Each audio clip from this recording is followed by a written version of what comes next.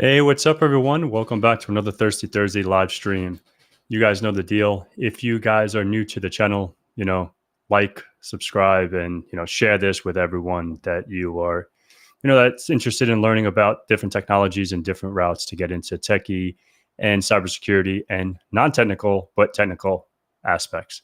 So, what we're going to be talking about today is something a little different than your traditional cybersecurity, how you got into hacking and all that stuff.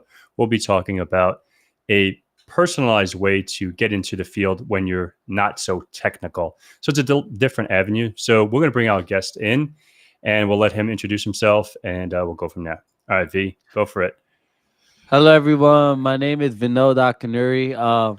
Thank you for the introduction, Pat. It's definitely good to be a guest and not the host for the one time. So I'm V. I'm Vinod, but everybody called me V. Yeah, so I took the non-traditional way into tech, right? So just like Pat said, I'm not too technical. That's why I chose IT management as my pathway, right? So the thing is, I started my journey is as in 17. I was an entrepreneur. I had a clothing company. From there, I went into college, and my first semester at Towson, I was a graphic design major, and then I realized, okay, well maybe it's time to do something where I will get a return on my investment. And I got into tech. And it was the best decision I made in my life. Yes, like Pat said, I'm not too technical, so I chose IT management because I'm able to manage those things, right? I'm able to manage what's going on and how things are being done. So when you're an IT manager, the thing is, and I think Pat can tell you, when you're a person that's managing other people, you don't need to be the smartest person on the team. The people underneath you are supposed to be smarter than you, and that's how I carry myself, especially as a tech owner as well as an entrepreneur. The people who and when I get employees to work underneath me, I'm going to expect them to be smarter than me. So definitely IT management was a way of life. It's a way of me being a tech leader. It's a way of me being a thought leadership. It's definitely a way for me to just impact the world, being that leader that I want to be. Yeah, that's interesting that you say that because I always had probably for the first ooh, maybe 5 or 6 years of my career, I always had the total opposite perspective, right? If you're getting paid more than me, you better know more than me. So, Uh-huh. so like if I'm reporting to you and you are not the CEO, not the owner of a company, right? But if you're like the manager of, I don't know, infrastructure, or if you're a director of IT or whatever, and Uh-huh. you're making $150 and I'm making 80 grand and I have to report to you and I have to know more than you. No, not in my perspective. Like I think that's stupid, right? That's just me. I think I want to report to someone that's going to be my mentor and report to someone that knows more than me so I can rely on you. Especially back Mhm. then, now you can choose ChatGPT, Google, everything like that. But when I Mhm. started almost 20 years ago, if I got into a position, and I remember when I had my MCSE, I got my MCSE about a year and a half into IT, Mhm. and I learned a lot of Microsoft and all that stuff. Mhm. And I remember being in this position, and it was an MSP back then, Mhm. managed service provider, and I Mhm. was like the help desk manager, the lead, or whatever you want to call him. He would I would go on site because I did a lot of on sites then, and go Mhm. on site, install a new server, join the computers to the domain, blah blah blah blah blah. So, make a long story short, I was probably at like 50,000 US back then, and I knew what this guy made because he was like at 90K back then, Uh-huh. or 85K, I think he was at. So anyhow, like anytime he had a question, even though he was the lead, he was the help desk lead or whatever you want to call him, manager. He was still like doing tickets, right? Back then it was Mhm. called Autotask. That was our ticketing system. Now a lot of people use ConnectWise and all stuff like that. But he would come to someone like myself and I would get pissed off, you know? And I'm just saying this from my perspective. I don't see it like that today, but when I first started in the techie world, and I Mhm. want to know, like, if anyone else out there, anyone that's listening live today or watches this after the fact, how do you feel if Mhm. you know more than the person that you're reporting to and they make more than you? How If you do I how do I feel if I know more than a person I know and he's making more than you? so no, Um so how do you feel? How would you feel if the person that you are reporting to uh-huh. is making more money than you because you're the gopher, you're the slave, right? But Uh-huh. you know more than that person. Yeah. So I'm gonna be completely honest with you. I feel as though in this podcast I can be very transparent. Mm-hmm. Tech is a lot of political stuff in this. The thing is, it's not how it used to be. Before, you could stay with a company for 3 years and work your way up to those ranks. Right now, Mm-hmm. that's why people are transitioning from a company after 1 year, because to get your way to the top, nobody from the upper management is winging the people underneath them to bring them to the top. So I Mm-hmm. understand, especially we live in America, we live in capitalism. So for the person to be on top, I can't be mad at him, but all I can say is that I look at that and I recognize that I know more than him. And since I know, because I want to be at that level, I'm gonna work my way up to that level. Of course, everybody has different opinions to it, but just Mm-hmm. like somebody said in the chat, that would depend on how long they've been there. But I've seen instances where I've seen people who've been there for 4 to 5 years, and they're just not getting winged by upper management to work their way up to the top. So I don't know. I haven't really dealt with that yet because most of my managers, they know more than me. But if I was to deal with a situation like that, I would feel a little bit uncomfortable. But then Mm-hmm. again, I would just be like, okay, it is what it is. Now it's my turn to become indispensable within the company and then work my way up to the top. Yeah. Yeah. No, and that's a fair point, right? That's Mhm. why I like to get people's perspective because not everyone thinks the same. It's just like saying this is the way I see this, and this is what I used to hate too, right? Playing hockey, right? Mhm. I know Robert's in New York, and it sucks that the Rangers are out, but it is what it is. That's why I'm not rocking my Rangers hat anymore. So it's just like you play really well. You're a really good hockey player. Let's use hockey as an example, right? Mhm. But Mhm. the coach, the coach is son sucks ass, but just because the coach's son, he'll put him on the ice or he'll Mhm. sit you, but you're way better than that kid, and he Mhm. sucks ass. He can't skate for shit, but then they sit you because he has leverage. So the same thing transfers into the workforce. It's like, okay, just because you have that leverage, I don't know. Maybe I'm just different. Maybe I just Yeah. think differently. Um, I always had that from that first position going forward. If I'm reporting into someone, they better know more than me. And You I'll know? I'll agree. I'll agree to that. I can agree to that. They better know more than me. But I never been put in a situation where I know more than the manager, so I can't really speak on that on how I would Mm-hmm. approach it. But I can let Mm-hmm. let you know I would feel comfortable because I'm in an IT management role. I may not know the technical stuff of what they're doing, but I at least know like the baseline stuff. I at least know what the project is about. I at least know what the topic is about, what they're doing in the project. I at least know some of the stuff within it to at least be able to manage the project. But if they Yep. was to come to me, but if they was to come to me and they'd be like, oh yeah, this man doesn't know anything about that project, then that would be feel weird. But at least for me, I know at least the important stuff that's being done within the project. And that's why I Mm-hmm. tell people all the time, when you become a project manager or something, you need to know what the project is about. But Yep. then again, also know that the people that's on your team, they're the ones that's doing more of the technical work, and Yep. you're the one that's managing the project. So you better at least know what the project's about, what they're trying to get done, and help them guide them along the way. So I tell people all the time with me, like, I started my career teaching cybersecurity. I may not be in a technical role to teach cybersecurity. I may not be qualified for it,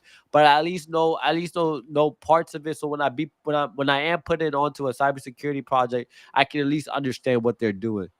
Yeah, exactly. And your space is a little different, right? You're Mhm. delegating, Yeah. you're overseeing a project, you're Yep. making sure the Yep. vendors are communicating, the technical aspects, everything is coordinated, right? Yep. You, you know, I guess my perspective, see, like with you, it's a little different, right? Mm, Because the people that that's like a CEO, right? The CEO is mm, delegating. They don't have to know how to do mm, it because unless it's a small company and you're hands on, yeah. but like they have their little gophers, you know what I mean? They have their Mm, people that are just slaving away for him. So it's Mhm. like maybe I shouldn't. I don't know. These are the terms I use. I don't know, Yeah. but yeah. So like I think from the technicals perspective, like for example, if you're a pen tester or if you're a network engineer or whatever cloud engineer and your manager, you know, like your direct manager, the lead, like there has to be someone that you go to for these problems, right? For an Mhm. example, if I have a question about a client, like if I'm working in a consulting firm, right? If I have a question from a client, and even if I'm there, for 10 years or if I'm there for 2 months, if I Mhm. have a question for someone and that my manager's been there for 2 months or 10 years or whatever, if he's taken on that responsibility, he should know, in my opinion, the Mhm. ropes of Yes. of that. Even maybe if they don't have to, because I had people and I've ran into this myself, like you maybe don't know the technical perspective, like okay, like everyone's not going to know everything, right? Like, Mhm. but if there's at least a guidance, some kind of guidance to guide you into the right path, I think that's what's important. And not left on survivor island just to and then having those, and we can get into Mhm. like team playing and working as a team, Mhm. and we can transition to that. But yeah, so what made you decide to do like project management for, I don't know if we Mhm. answered this. If we did, I'm sorry. But what made you pick, like, you did your PMP, you did some Mhm. certifications that are really good in the Mhm. industry, even Mhm. like for infrastructure, if you get a PMP that's recognized. So Yep. what made you choose that? You said you were not so technical. You were not so technical because you didn't go that route. I Mhm. was not technical when I came in, right? A lot of people Mhm. know my story. I came from the streets. I wasn't Mhm. technical. I didn't have a computer until I was almost Yeah. 19 years old. Mhm. So, but why did you choose this route? So, as I said before, as you know, because we're our friends. You, me, Kevin. We talk on a daily basis. As you know, being an entrepreneur, you're always leading your team. You're always leading your team to victory. I've always been that person where I wanted to be a leader. I want to be able to give back to people, and I want to show people you could be who you are in life. So being Mm-hmm. that person, I was really big on just helping others out, and I was Mm-hmm. also big on. I just wanted to. So the thing is, I don't manage people. I guide people. There's a difference. Like I Mm-hmm. don't use those technical terms because everybody that's on my team, we all going to the same goal. We're all going. I'm not sitting out here delegating, hey, you do this, you do that. We're all working towards the bigger picture. And Mm-hmm. just being let me use a very specific word. Being a thought leader is why I got to IT management specifically because yes, that doesn't correspondingly relate to being a thought leader, but like in the grand scheme of things, you are a thought leader because you're a person where they're looking up to, making sure that that project gets done. So Mm-hmm. being able to work with people, and also with me, I'm a very extroverted person. Not to everybody, but to people that if I feel like I want to talk to you, I'll go to a room full of 40 people, get on stage, grab the mic, and talk. I only got to that level because of all the experiences I went through. So knowing that I have these personality traits, it made me realize I should go into IT management. And you brought up a good point, your PMP. I'm gonna give you a very valuable skill. PMP can use in every single industry you want. Mm-hmm. PMP, you're managing project. If I want to go into the construction field, I can go into the construction field and manage a project. Yeah, it might take some time because I gotta know more about construction, but I'm still managing. Everything you do in life, you're managing something. Like you're managing your schedule, you're managing a project in some sort of way, shape, or Mm-hmm. form. So I Mm-hmm. like to look at different certifications and how it can be used in every aspect of my life. And if I want to transfer to a different field, how can I use that cert to help me transfer to a different field? Yeah. So what was your approach with the PMP? How long did it Mm, take you to study? You answered who is it for? It can be used for yeah. any aspect, right? For IT or, Mm. but I think it's the PMP is a little more driven for IT projects. Is that correct? Yes, it's driven for more IT projects, but that's the thing. I went into training for my PMP. When I went into training, it didn't really felt like that. It felt more of like of like it's waterfall methodology. So PMP deals with more waterfall approaches. Waterfall means like it's a step by step by step by step. Okay, here's the project. Now you do step by step by step to get to the end goal. So Hmm. the thing is that when I did my training for my PB, when I took my PB, there was a lot of IT scenario questions. But then again, it was more of a like, if person A did this and person B did this, how would you resolve that conflict? So it's more of a, like a conflict resolution, IT man. So it's more. That's why I said the PMP, that certification is more shaped for somebody who's looking to become a thought leader and somebody who's looking to like manage big projects and stuff. So my way of studying for my PMP was different. So I only study for things that I have interest in. So that's the biggest thing about me. If I don't have interest in, I'm gonna be extremely bored to death, and I don't Hmm. want to study for it. Because I've already had an interest in it, it was easier for me to study. And I have ADHD too, so my mind is on like a roll 24/7. So Hmm. if so, I had to live. So I had a really big interest in it. I was already in a boot camp for it in person, so it kind of already like, okay, I have no choice but to do it. And I was already getting it paid for as well. So I Yeah. was just like, okay, like at that point I'm gonna do it. So I studied for like 3 months, and then I just scheduled the exam. I was just like, you know what? I'm gonna just schedule the exam, and then I just did it. And honestly, if I didn't schedule the exam, I probably wouldn't even have my PMP right now. Because the more you just wait, the more time goes by. Yeah, and that's definitely something. And I was procrastinating for an example, the recent certification I took, the PJPT from TCM Security, right? Uh-huh. Practical Junior Penetration Tester. I wanted to take that several months ago, Uh-huh. right? And I'm like, oh, I'll do it. I'll do it when I have time. I'll do it when I have time. And then one day I just said, that's not a schedule. You just go do it, right? You Yeah. buy the voucher and whenever you're ready, you just do it. Yeah. So I was like, okay, because I was thinking 2 days for the exam, 2 days for the report. So I'm like, okay, 4 days on a long stretch, right? So I'm like, Uh-huh. okay, if I do it on like a long weekend, so I always like that was my excuse, right? And Uh-huh. yeah, my CISSP put me to sleep too.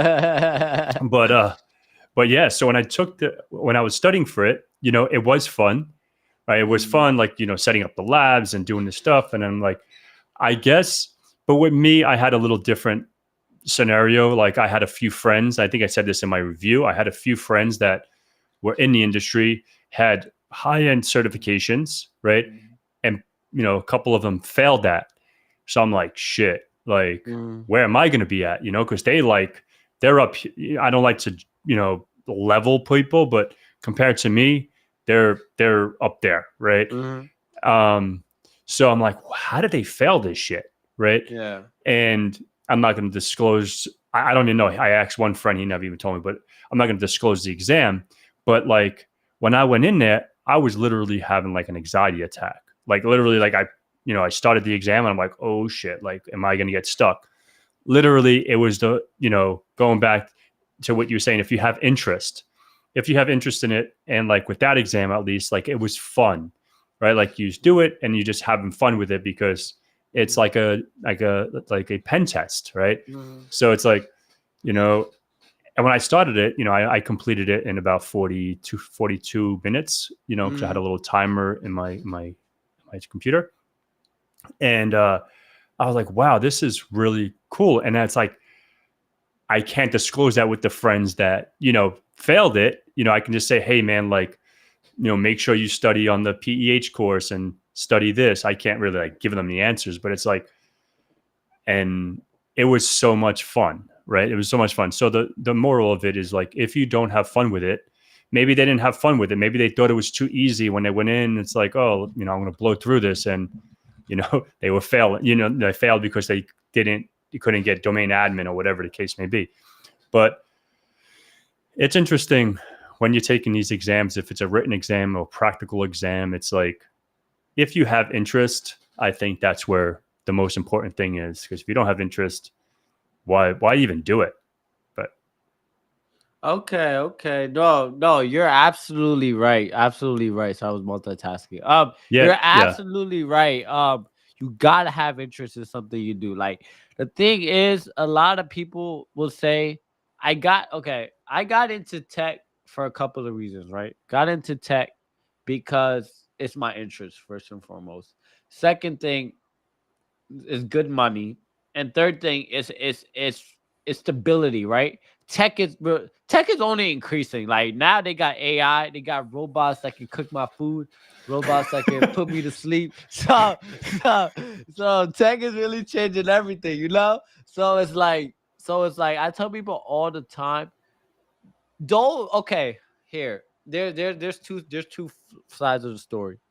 Hmm. I'm in tech for the money also, but I'm in tech because I like it, you know? So when Hmm. I tell people join tech, this anything, don't let money overshadow your dream. You know what I mean? At the end of the day, when you love something you do, you're gonna move up the rank because you love what you're doing. But Hmm. if you only have money as a one primary thing, you're gonna keep thinking about that money. And yes, of course, money is that driving factor that will make anybody work their way up to the top. But at the end of the day, if you have interest in what you're doing, you're gonna live a more positive and happy, meaningful life because now it's not just the money. Now you have an interest. Now you have something to look forward to when you wake up every single day. So I Hmm. tell people all this is getting deeper than what I'm saying, but I Hmm. tell people this all the time because I get clients, right? I run a business. I get clients where people want to work with me to get personalized roadmaps. I ask them, "What do you want to do in tech?" Right? And I'm a career consultant, so I ask them. They say, "Okay, I want to do this." Then they say, "Okay, the money. I want to make this." I immediately tell them the money is gonna come, but don't let that be the only factor. If you're gonna Hmm. get in tech, you first and foremost, you gotta have an interest in it first and foremost. And also, you gotta realize that tech is not for everyone, but if it is for you, realize and recognize that and make some action because at the end of the day, I've been noticing that tech is getting so overly saturated. Like Eddie, like I talked to this girl. She was a major at a museum, right? She was like, I don't know, she was like reading museum art or something, right? That was her major. She switched into tech. I asked her, why'd you get into tech? She said, oh, I don't know. I just got into tech because the money. But she had no idea what tech was. So it's like, okay, well, if that's the case, you go to a job and you tell them that you don't know nothing, you're just in it for the money. They're not first and foremost, they're not even gonna take you serious. Because Hmm. at the end of the day, they want somebody with some drive and they want somebody who actually has an interest in what they're doing. Because last thing you want to do is wake up every day dreading about the next day, you know? Hmm. No, yeah, that's definitely facts. Like, and that's one thing. I feel blessed, right? Because Mm, because a lot of people may know by now from talking on camera for a few years and meeting multiple podcasts and stuff. But mm, I worked for my uncle as an electrician, and like when I saw him, like, because growing up back home, blue collar, everyone's like in that area, so it's like, okay, being an electrician, staying off the streets is the best thing to do, right? Like that's the thing to Can do. I ask you? Hmm. I know this podcast is for me, but I didn't get to know more about your background. So just very quick brief. Growing up, how did what was it? Can you say growing in the street? So like, can you share more about it? Yeah. So yeah, I can elaborate on that. So when I say that, I'm not going to go into detail because we are live. Okay, yeah, But I grew up in New York. I grew mm, up in New York. Tough upbringing. yeah, People can imagine with that. yeah, I grew up. When I say in the streets, not a bum, not homeless in the streets, but in the streets, doing what I needed to do to survive. yeah, That's what I'll keep it at, right? uh-huh, Because my family's a welfare. uh, Like yeah, I'll just leave it at that. yeah. But like yeah, that's what I mean when I say grew up Okay. like doing what I needed to do to survive. And you Yeah. you found as though like IT was that way out for you. Yeah. So the funny thing is, yeah, I'll get into that right now. So, like growing up Uh-huh, back home, I didn't, I wasn't working, right? I was doing whatever I needed to do to hustle. And uh-huh, then I came down to Florida and I worked with uh-huh, my uncle as an electrician. And I uh-huh. thought, you know, don't we all do that in New York? Exactly. So, so yeah, and I was like, I thought this was the way out, the only way out, because the person that I came down here to live with, it was the only at that time. Now there's more Mm, successful people in my family, but mm, he was the only successful one that wasn't in and out of prison, doing shit. So I was like, okay, this is the right way. mm, And I was like, no, this is not the right way. Because I worked as an electrician from 17 to 19 or 17 to 18 and a half. And I dreaded it, and just going back to what you're saying. Yeah, it was, I guess at 17, making $20 an hour. I was good with that. Right. But like I had to dig trenches. I had to be on ladders and I almost fell off a fucking 12-foot ladder. Like I was like, I'm not doing this. So at that time I skateboarded. Oh, I still, I skateboarded all my life. So I went into a technical school for multimedia design. So I started, with, back then it was iMovie and Final Cut and stuff like that. But filming skating and making little videos and sponsor videos and stuff like that. So I don't really bring that up a lot, but that's how I made some money and some stuff. I had sponsors, and then I would take my board, take my shoes, take my wheels, or whatever. I would get 2 or 3 boards, and I would sell a couple on the side, whatever I needed. So yeah, and then I just a family friend, my uncle's friend, worked in IT. And he just said one day, he's like, would you like to try this? And I was like, son, like, I think I'm too dumb for this shit. Like, because when I think about that, computers and it's very, and I say this live and I say it, I don't give a fuck what they think. It's nerdy shit, right? Like I'm like, that's what the nerds do. So I was like, I can't do that. Like, I'm not that kind of person. I'm not that. And he's like, no, just do it. Same thing. He's like, you'll make more money and you wouldn't have to be in the hot sun like Uncle Joe. Yeah. I was like, I bet. So that's what I did. So I did my A+, I did my Network Plus, I did MCSC, CCNA, and some of these certifications. And I never looked back. And I found that when you think you're stupid, because I thought that, like, I thought I was too dumb for that, it became the easiest, like subnetting.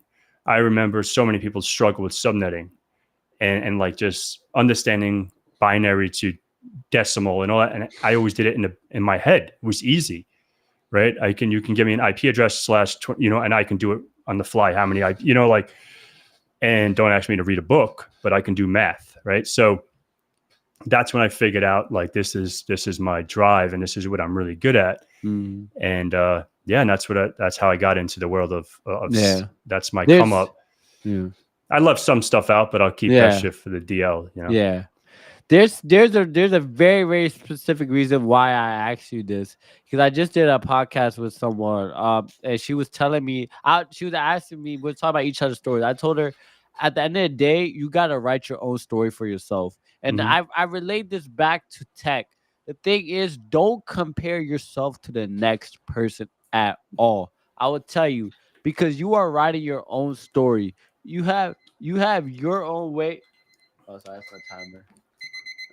You have your own way into tech, and your story is going to be completely different from you. I took that non-traditional tech route. I had my parents yelling in my ear, V, why are you teaching? Teaching is not good for you. You're not going to make any money. Why are you teaching? Like blasting that in my ear while I was teaching. I love my parents to death. They only said that because they don't understand, but now they understand. If I didn't take teaching tech to those underserved kids and cybersecurity, that was the best experience I've had in my life. And because I did 1 full year of teaching, it gave me more confidence moving forward in the tech field. So don't compare yourself. Cause I remember when I first took that teaching job and my friend worked at JP Morgan, I was like, okay, well, why couldn't I have gotten a job at JP Morgan? But then I realized I have my own story to tell. So when you get into tech, mind yourself that whether you think you're gonna be the corporate government or doing something else, you're writing your own story. So don't compare yourself to that next person. Be yourself at all times. Yeah, and I love that. And that's something, I love all my, if you want to call them supporters and subscribers or whatever, because I hear that. I probably get a lot of, I get the haters, but I don't give a fuck. But, but like, then you have those people like, I don't care what you think, right? Like, I'm just going to be me. I'm going to keep it a buck all the time. And that's, and I think a lot of people ride with me because of that, like they're like, all right, this dude's a real one. So I'm not going to pretend to be someone I'm not. I'm not going to, You know, I'm not going to say I'm the best. Like I even said that in the, you know, I don't know if it was, I said it a few times. Like, I don't think I'm the best, for example, pen tester or the best, you know, cybersecurity person. Like I can, you know, look at my phone. Someone I text today is way better than me. You know what I mean? Uh-huh. So it's like, if I say, oh, I'm not that person, but I think Heath Adams put something on recently on LinkedIn saying something along the lines like, don't, what did he say? Fuck. I need to, like, don't compare yourself because maybe what you want to be, someone wants to be you in your shoes or something like that. Uh-huh.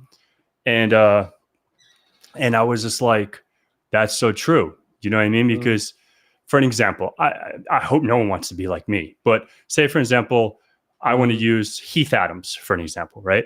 I Uh-huh. want to say, oh, I love Heath. You know, he's an awesome, and I can say like he's a real one. I want to be like Heath, right? Because Uh-huh. he has a successful business, for an example. But maybe I'm picking on you, Heath. Maybe Heath wants to be me because I'm over 6 foot. He's tall Yeah. too. I think we have a picture. I think we're almost the same. Well, I think we're about the same height. But you know, the point being is like maybe someone always is going to be envy or want something 100%. that someone else has, right? 100%. But I think at the end of the day, like, you know, just like you said, draw your own story, and just like Yeah. him, like if any, you know, obviously if you're watching this and you know, you probably subscribe to Heath's channel and his story, Uh-huh. him and I relate a lot. You know what I mean? And I want to I'll have him Uh-huh. on in a few weeks, and I can't wait because when I heard his story, I was like, damn, son, I hope I can meet this dude one day because we can relate to a lot of shit, you Yeah. know? And yeah, so you know, and like Yeah. you never know who you're gonna inspire in your life, and just yeah, Mhm. never compare yourself to others because Yeah. that'll fuck you up. You know what I mean? That's like the I I tell people that all the time. Just a little bit about me. I stayed in India for actually like 6 to 8 months when I was younger. So I was a trouble kid. So you know when I was a trouble kid, I got sent back to India for a little bit. I had to get mm-hmm, my act together. So they sent me back to India. I realized then like you got to be grateful for what you have because at that time I was like I was with my family and stuff, but we didn't have beds, so we were sleeping on the floors over there. But then mm-hmm, when I compared to my life in America, yeah, now things are better. But growing up, it wasn't always how it should be. But now that things are better, I compare my life in India compared it to now. I realized like at the end of the day, you gotta be grateful for what you have. At the end of the mm-hmm, day, there's someone who has it way worse than you. Even if you're the person that's down below, there's somebody down below who can have way worse than you. You know what I mean? So I let people know you gotta be grateful for what you have, and you just gotta be appreciative of the little things because at the end of the day, life is short to say it. mm-hmm, And I let people know at the end of the day, like what you do will be revealed. You know what I mean? Like mm-hmm. I read the book 40 Laws of Power. I read books. Actually, I lied. I don't read books. I do audiobooks. I don't got the attention span to read books. I do audiobooks. One of the laws that says so much demands on a great reputation, meaning that you are the CEO of your own life. You Mm-hmm. dictate every single move. Are you gonna sleep in bed today? Are you gonna wake up and get some money? Are you gonna go see that girl? Or are you gonna stay back and study for a cert? At the end of the day, you make your own choices. Like I've dealt with clients myself, Pat, where we would get a consultation call and they would be like, "Oh, I'm about to go on for a Sunday brunch with my friends." So you're telling me that that's more important than getting a career, something that could benefit your future. But at the end of the day, you can only help people who want to be helped. And I let people know that, and I say this again: you can only help people who want to be helped because I've spent some times of my life. I spent some time in my life trying to help people who didn't want to be helped, and then I realized it backstabbed me at the end. So I let Mm-hmm. people know that you can only help who want to be helped, and listen to what people gotta say. The thing about you, me, Kevin, the reason why we all connect is we all come from different backgrounds. We're all doing different things in tech, but at the end of the day, we're all teachers. We're all guiding the people on the. We're still all teaching people new things. So I appreciate that. Yeah, man, bet. Yeah, the feeling's mutual, dude. Like everyone, I think, you know, what time is it? So normally, like at like 10 till, we'll like look at some questions, and it sucks that Devin's not here tonight. Usually he'll help with the chat. But if you guys have any questions, obviously, Robert, I'll get to you, and we'll do that like maybe a 10 to like 15 minutes. Yeah.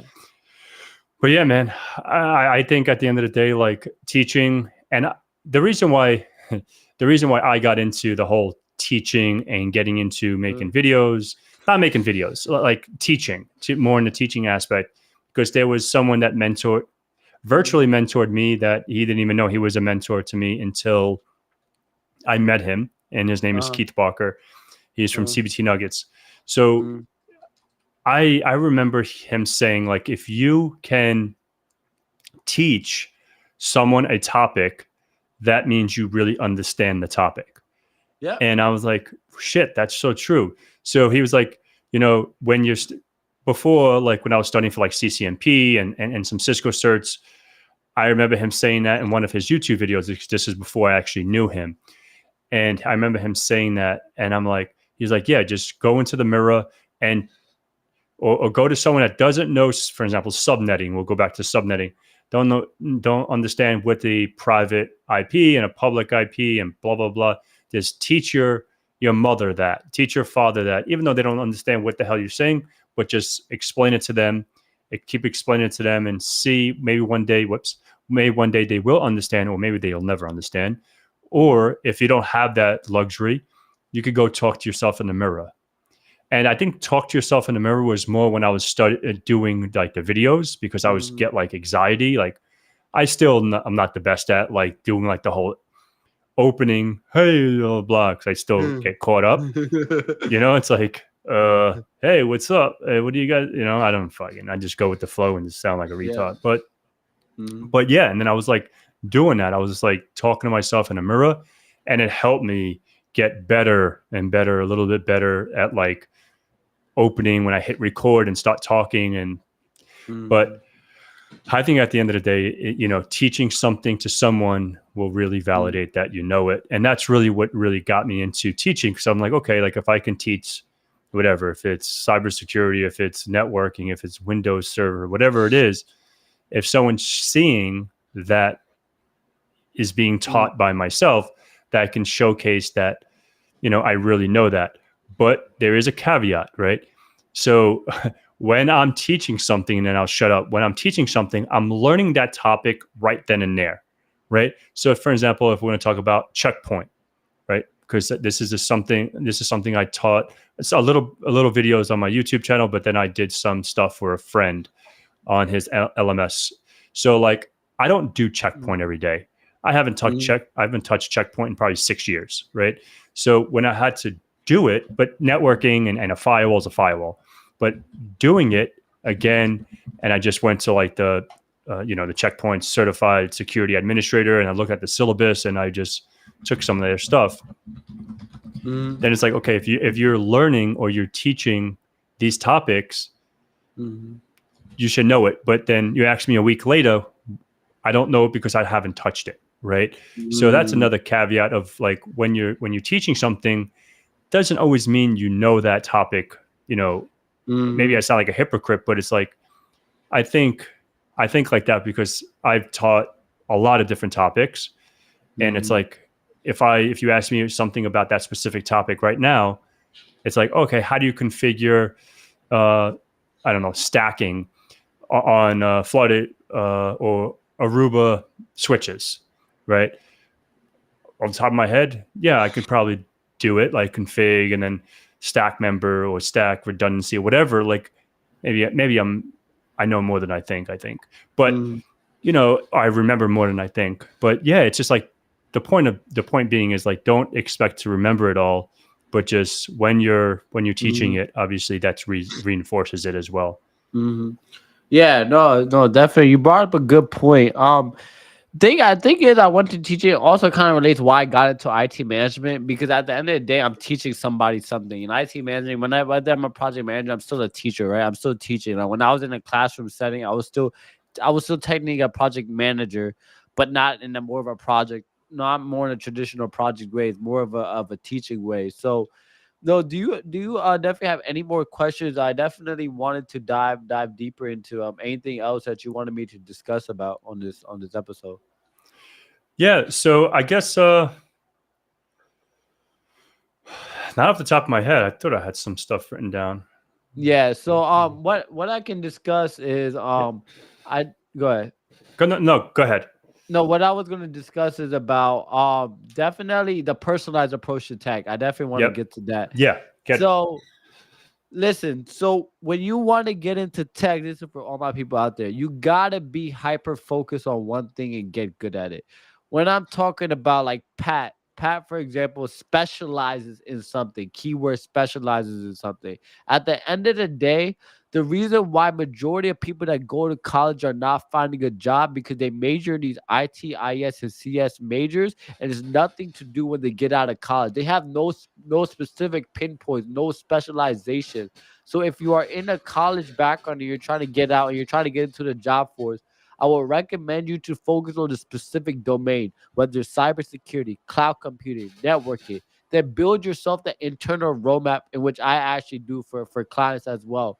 But for you, build a roadmap that can help you, and I can actually help guide you through that roadmap as well. Because at the end of the day, there has been a major problem going on that's not being addressed. Is that people are getting 2 to 4 year college degrees, and there's a disconnect between getting college degrees and job employment. Why are people going into debt and they're not able to get jobs? I tell people all the time, I'm not an enemy to the college system. I teach at a university. I just want to be additional support system to them. They should have internships put in place for those students who are in the IT field to get internships instead of having to look for internships.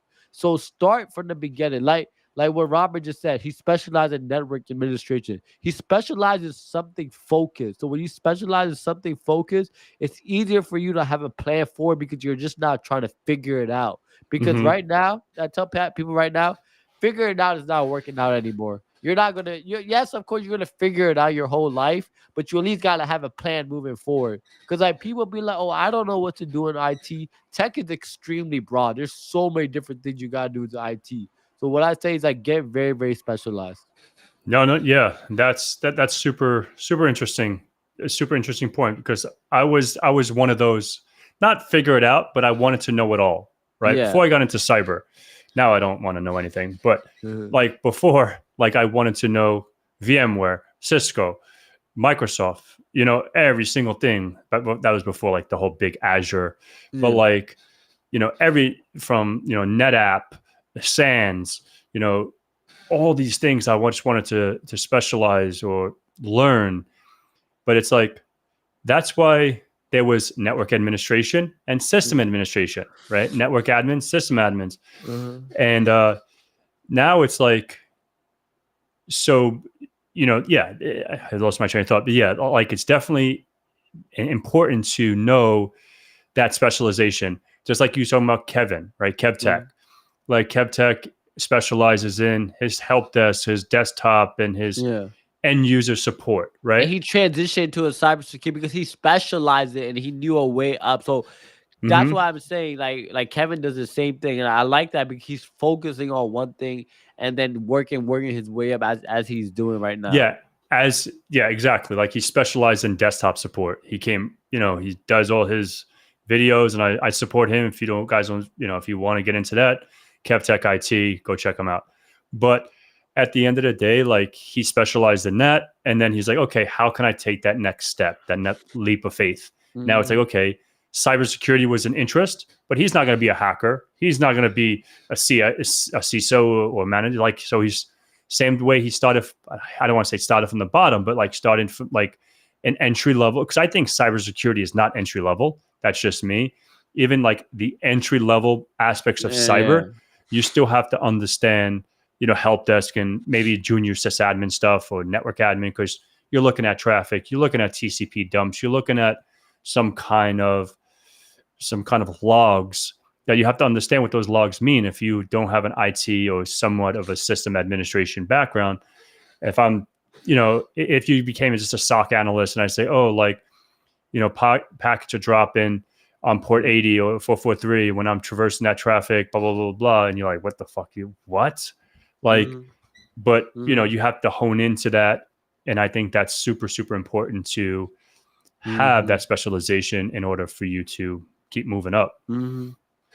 Yeah, because I tell people all the time, majority of why the pinpoints that I touch is that most people are just trying to figure it out. Figuring it out is not the solution. You need a plan for it. You need because like how much longer are you gonna figure it out? You're gonna figure out well, first and foremost, as you get older, time moves way faster for some reason. Like I feel as though the year just started, but it's like free. It's like damn, it's already Six. we have 12 months and we're already six in. Like we got half a year left. So it's like, yeah, like you gotta get it while you get it. And also I tell people this all the time. Look, if you're gonna get certifications, please get the work experience as well. I tell people this all the time because the thing is that people get certifications, but they don't get that work experience to follow it. The thing is that maybe we can agree to disagree, but I feel as though certifications are really important. But if you're gonna get a certification, at least get that work experience as well to help back it up. Do you agree? Yeah, yeah, yeah. I'm the opposite, right? Because a lot of people ask me, why do I have so many certifications, right? I do have a lot. I don't put them all on online or whatever, but I've taken a lot of certifications. The reason I did it the opposite, right? I would learn, like if I'm throwing onto a VMware, it's, I'll pick on VMware. When I was, into system administration, system engineering, and then I got thrown into the VMware environment. Now I have to, manage ESXi servers and vCenter and DRS and vMotion and all this stuff. And I'm like, okay, like if I'm going to manage this, why not get certified in it, right? Mm-hmm. So then I would go for my VCP and I did my VCAP Mm-hmm. exam as well. So it's like if I want to go that route, then I might as well just do it. So you're saying the opposite, right? You're like, okay, get if you have the certification, at least get the work experience, right? So my thing is, how are you going to get the work experience if you don't have the certification? Yes, I agree. I like to add on to that.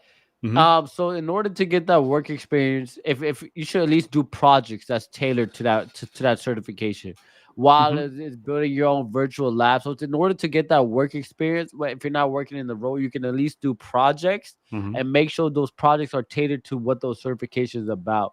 Yeah, Mm-hmm. and also let me tell you, getting a job, I won't say it's a dog and pony show. I won't say that word. I'm gonna just say at the end of the day, the hiring manager is gonna pick and choose who he wants to hire and who he doesn't want to hire. At the end of the day, they can go through an ATS friendly resume scanner. They can go through a interview prep. At the end of the day, it's human to human. It's not an AI saying I'm gonna pick this person to hire on board. So so at the end of the day, I dealt with this a lot as well. We're going a little bit off track, but Yeah, go I'm for gonna it. Go for it. go back to this. But I also felt as though because I done put my jump start to tech business out there. I done put it everywhere now. I Yep. can't go back now. So right now I'm still have a full-time position and I still need a full-time position to support my business. Grace of God, if anything happens, I'm able to move on to another management position. But I've had things where people see that you have a full time business and you have something like that, they feel as though that it's a conflict of interest or he won't do put in that much work. So what I tell people is like whatever you do, just be authentic for yourself. And I'm gonna go back just two steps back. So if you are doing a certification, make sure you can at least do a project tailored to that certification as well. Yeah. No, and I think that's a good point because I'm a little different. Like I said, Yeah, of course. like with my side stuff. One thing about me, I don't like to put all my stuff on the internet. Yeah. What am I saying? You will never, uh, unless I tell you, unless the people know, and I want to put that out there. No one knows where I work, Yeah. right? Yeah. It's not on LinkedIn. No It's one knows not. where knows where I work full time either. Yeah. So So I don't put that stuff, and the reason being is because my personal reasons. I think people should do that because then they can't pick you as a target, yep. right? Like for an example, I'll put it out there now because I'm no longer with them. I worked for KPMG, right? Mhm. And that's one of the big fours, if that, and then I worked on a Meta project, right? I worked with Meta, Facebook, Instagram, WhatsApp. So I worked on their red team. but I don't put that out there. People ask me, "Oh, dude, that's so good. You should put it out there." Put it No, out because there. I put what I want where I want people to know. I don't want people to know that I work there, right? And that's That I go ahead. Sorry. Yeah, and I just think like what what is important, I guess, for me is my privacy, right? I want the internet and the people to know what I want them to know, Yep. right? So like if I put, for an example, my current position, unless I'm like doing like, for an example, like Stingbox, right? Stingbox, I was like a beta tester and I did some stuff and I'm like, okay, I'll put this as a volunteer, whatever I put it as on LinkedIn, just to, show them that I appreciate what they're doing.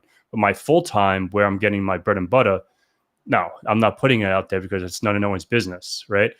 You can't go on hunter.io and find out, what my emails are and go do some OSINT on me. You'll never find anything. You can't Google that. And that's just because I'd rather have my life that way. What is your take on that? And then we'll go to questions. Oh yeah. Okay. What is my take on that? What All right. privacy? Yeah, privacy extremely. So I did at one time posted my full time position on there. Now I deleted it. Now it's just me as an adjunct professor. That's just my part time. Just put my part time there. Mm-hmm. I also don't put founder CEO as like a job position within my job experience. Nor would you see me putting that in my bio. At Mm-hmm. least for the time being, I don't. I just try. I don't. I just try to let people know that Jumpstart Tech is a business, but it's more of a side business. When I mean side business, it's more like what you're doing. Like you still have your mentorship culture, you still have your Yeah. training sessions. When I build it up to that level where it's a Microsoft type of business, okay, maybe I can like put more of like Jumpstart Tech. But Yeah. I also felt that same way because I could have easily gotten more traction because I have a lot of testimony videos. I could easily put that all over my highlights. But there's Mm-hmm. also a thing of like I don't like employers knowing too much about me. Like Yep. at the end of the day, like no one at my job's following me on LinkedIn, and I don't want that. No one. I don't really broadcast about Jumpstart. I only broadcast about my LinkedIn because I feel as though people actually need some help to get a Mm-hmm. career. But I definitely agree. Don't post too much about yourself. At the end of the day, people's intentions, you never know what people's intentions are. You Mm-hmm. never know what people are trying to do with your information. I don't put active secret clearance on my bio, even though I have one, because you don't know what somebody from a different country is trying to plot on you. You Yep. gotta be very careful what you put. Like I tell people, don't put that you have an active clearance on your LinkedIn bio because at the end of the day, whether it's the Yeah. norm, it's still a hazard, it's still a risk. Like, you don't want to Yep. put that type of stuff on there. So, Yep. I try to, especially at my job too, like anything I do, I am like I said, I'm a talkative person, but Mm-hmm. I'm very aware of what I say and what I do around people and like who I talk to because there's a difference between a workplace environment and your personal life. You don't want to carry your workload into your personal life. You got to Absolutely. separate those two together. Yeah. No. Totally. All right. So we have about 6, 7 minutes. So I guess we'll go through these questions. I guess if you have any questions, guys, I know there's like what 46 people. So thank you everyone for listening There's to me talk. 46 people. Yeah. It's Yeah. 46 people watching. Wow. And so I want to go through this really quick because, thank God there's not too much. So let me go up here. So Dragonwood, that's not really a question. New York, absolutely. Just Pat knows 90% of the manager out there is crazy. Been 17 years and hire manager off the street. Yeah. Yep. Rob, you're right about that. I'm just trying to see what else is the biggest problem Yeah. was when it comes to knowledge. Okay, that's not really a question. The CISP, yeah, that one puts you to sleep. Sometimes it's better not to tell the experience when it took it to exams because you start. Yes, absolutely. This one's good. It's not a question, but I want to bring that up. So sometimes it's better not to be trained by the experience or tainted by the experience when you're taking some of these exams 100%. because absolutely. And one exam I can say is the OSCP, right? When you take the OSCP, I don't know how it is now, but like, it was very CTFE. You have an OSCP, but doesn't mean you can perform a real assessment. That's my take. It means you can, capture some flags and do whatever you need to do. So, but from what I hear about like some of the at least from the TCM one that I took, I'm not like fanboying over TCM because I do love them, but it's like when you take their exam, I think Joe Hudson put something out like when you're taking their exam, that shows that what somewhat what you're doing, right?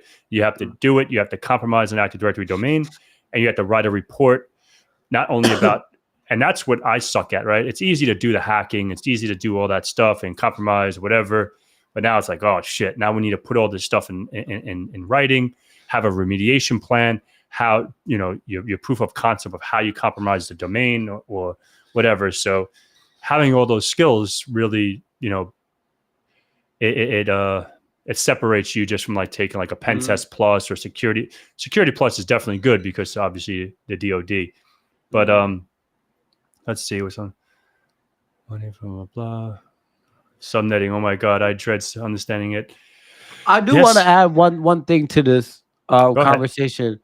I told people all the time, focus on industry recognized certifications, but some of those micro credentials like Google offers, like the Google AI, Google Cybersecurity, those certifications build foundation for when you want to take CompTIA Security Plus or another that. Mm-hmm. So those micro credentials, don't look at it as bad things. Look at it as something. At the end of the day, you can't skip levels in IT. You gotta take level. If you're somebody who doesn't know jack about IT, take the Google IT support cert, then take your A plus. So I know Pat can probably agree to that too. You got to build a foundation before you jump the gun.